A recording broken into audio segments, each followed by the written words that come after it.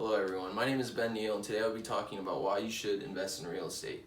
Did you know on average the housing market has increased 7.2% since 2018 while the stock market has only increased by 5.42%? Granted, that might not be such a big thing, but let me show you a little more. So the four main reasons why I believe you should invest in real estate is it's easy to get started, it'll help diversify your portfolio, it'll help add value to your net worth, and it'll do that quickly, and it'll also give you the opportunity to create generational wealth for you and your family. So anyone can get started in real estate. You really don't need much. You just need to do your research and find out. The better your credit score is though, is the better chances you'll be able to get a loan to go out and buy the house.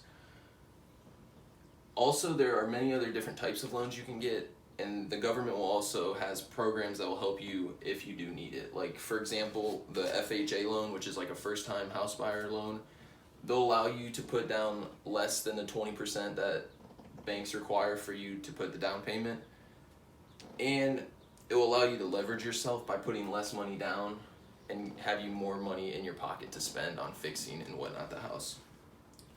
There are also many different ways you can go about it, whether it be flipping, wholesaling, and all take different amounts of money and time. So it's really just up to you on that.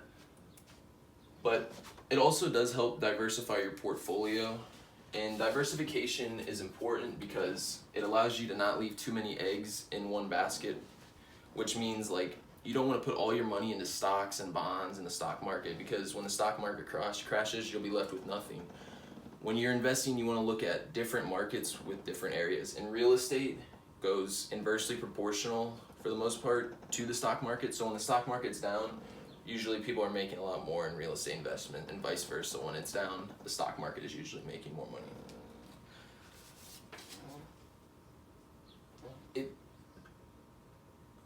But by diversification, you minimize your risk on losing money in the long run.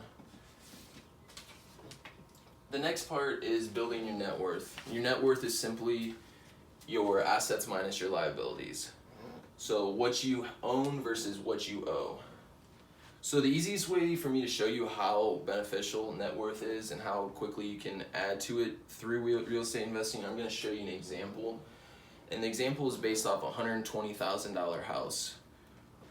So in Ohio, the fair market price for a $120,000 4-bedroom house would be $1,100. Now that's the fair market rate, so that's on the lower end. So for the benefit of this example, I'm going to do $1,200.50 rent, because that's more reasonable to what we see in the area, at least in my area.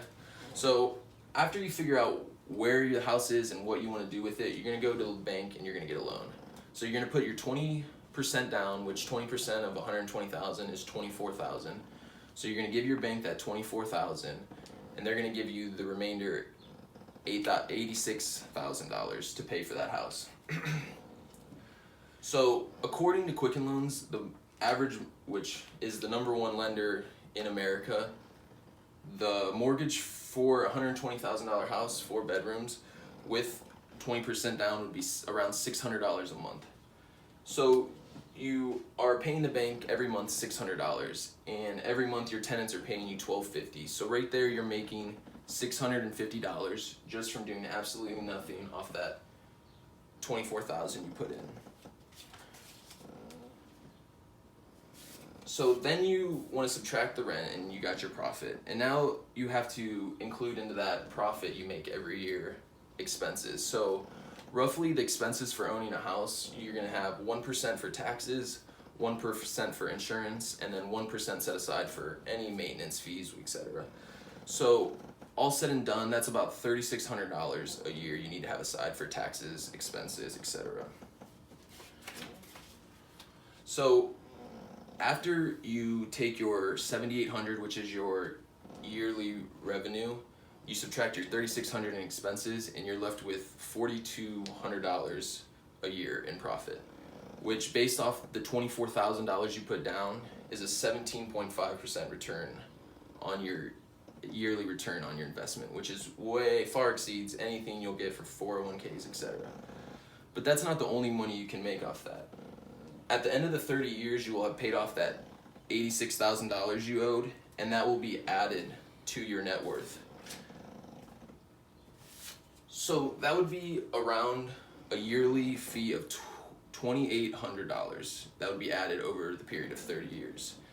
So after you add that $2,800 to the $4,200 in profit, you're left with $7,060 profit, which now brings your return on investment up to 29.4%, which is even more than almost double what the original was. But wait, there's more. So the housing market on average increases 3 to 5% yearly, and that's just appreciation. So that's just time goes on, inflation, the house, you put money into it, the house, the area, it all brings the value of the house up. So we're gonna use 4% just as the middle range. So 4% of your $120,000 house is $4,800 a year that your house will be appreciating. So now we'll recalculate the return on investment, and you'll take that $7,060 from the previous, you'll add it to that $4,800, and that'll give you $11,866, which is a yearly return on your investment of 49%. So within almost 2 years, you can almost double your net worth, because with one house. So if you buy 2 houses, you will be doubling your net worth every year. Now that is all good things said, and there are things you need to be careful with when investing, but for the most part, if you get a house in the right area that is on the upcoming, you will be able to make returns like this.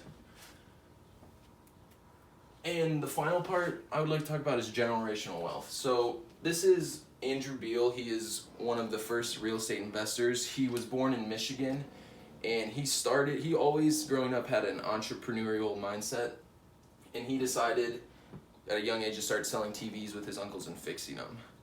After he made enough money doing that, he bought his first house at age 19 and rented it out. In 1976, a couple years later, he bought an apartment complex for $217,000. 3 years later, he sold that for $1 million.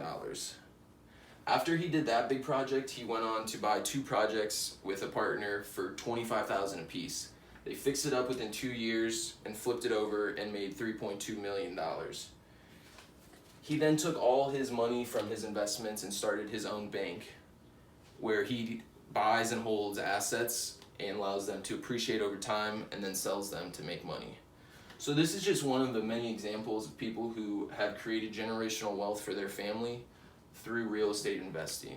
And I hope you all learned a little something, and I hope it all made it a little more clear about why real estate investing is such a great opportunity. Thank you.